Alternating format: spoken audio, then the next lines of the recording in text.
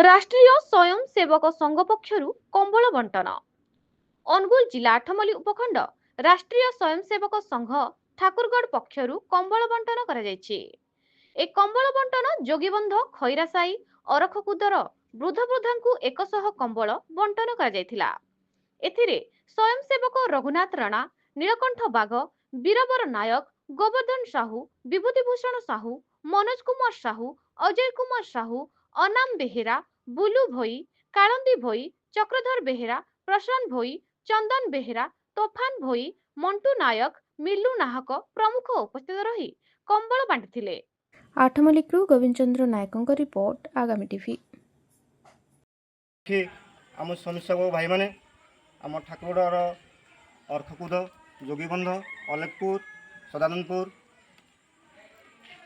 वृद्ध भाई और भौणी मानू से कमल एवं बिस्कुट प्रदान कराई। आम आरएस भाई माने बहुत बहुत धन्यवाद से अशेष धन्यवाद दूसरी। नमस्कार।